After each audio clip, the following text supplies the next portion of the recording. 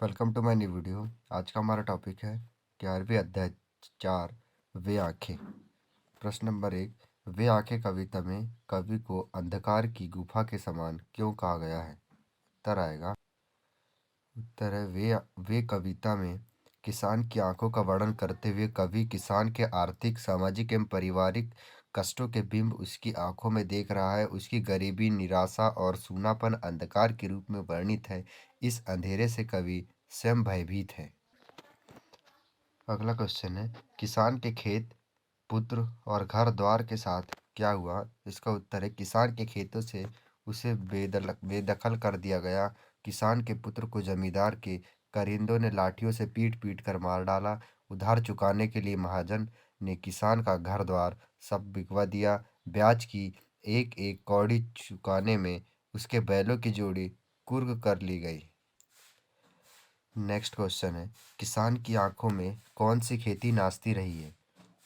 उत्तर है, एक समय था जब किसान के पास लहलहाते खेत थे, जवान बेटा था, अच्छी पत्नी थी, पुत्रवधु थी, बैलों की जोड़ी और उजली गाय से भरा पूरा घर द्वार था।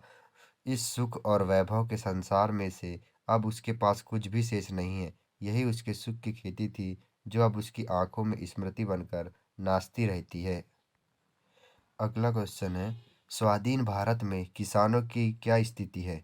उत्तर है, स्वाधीन भारत में किसान को केंद्र में रखकर व्यवस्था ने निर्णायक हस्तक्षेप नहीं किया है।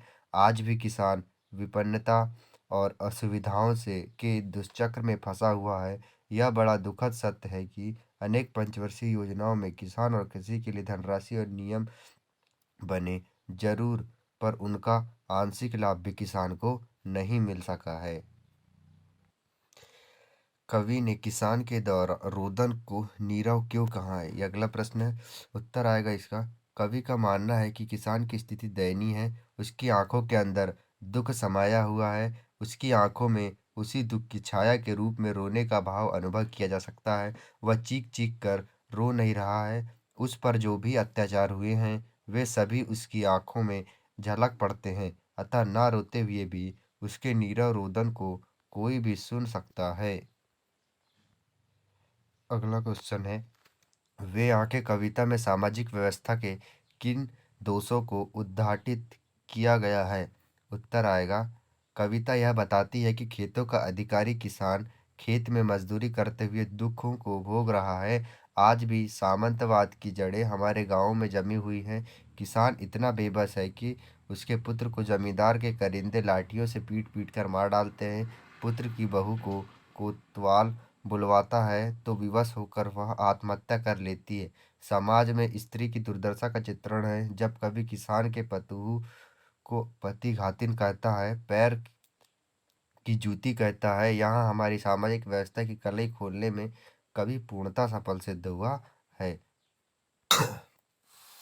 अगला क्वेश्चन है, नारी को समाज में आज भी उचित सम्मान नहीं मिल रहा। वे आंखें कविता के आधार पर सिद्ध कीजिए। इसका उत्तर है, कवि नारी के प्रति रुग्ण सामाजिक मानसिकता को बताया है। पुत्र की हत्या हो जाने के पश्चात किसान अपनी पतों को गृह लक्ष्मी स्वीकारता था, पर अब पति घातिन कहता है। सुरक्षा के लिए तैनात सरकारी मुलाजिम कोतवाल उस विधवा की मृत्यु का कारण बनता है। किसान अपनी पतोहू की मौत से इतना दुखी नहीं है। वह कहता है कि औरत तो पैर की जूती के समान है, एक नहीं रही तो दूसरी आएगी। पर पुत्र की मौत याद आते ही दुख से उसकी छाती फटने लगती है। इन्हें पढ़कर पाठक स्पष्ट हो जाता है कि आज भी हमारा समाज संकीर्ण मानसिकता से ऊपर नहीं उठ पाया है। अगला क्वेश्चन है, कौन सी स्मृतियां किसान की आंखों में एक चमक ले आती हैं? उत्तर आएगा इसका, किसान की आंखें पिछले सुख की स्मृति में चमक उठती हैं। जब किसान के सुख का संसार बसा हुआ था, वह लहलहाते खेतों का स्वामी था। उसके परिवार के सभी सदस्य पत्नी, पुत्र, पुत्रवधु, पुत्री, गाय, बैलों की जोड़ी थी।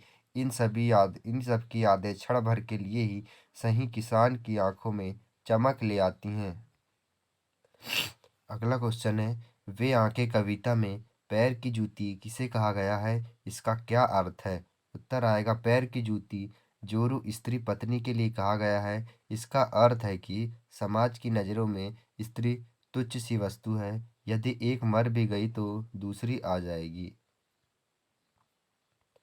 अगला क्वेश्चन है, जीवन की हरियाली से क्या तात्पर्य है? वे आंखें कविता के आधार पर बताइए। इसका उत्तर आएगा, जीवन की हरियाली अर्थात जीवन की खुशी, प्रसन्नता और एक एक आवश्यकता को पूरा करने के लिए किसान के खेत एक एक तिनके पर ही निर्भर था।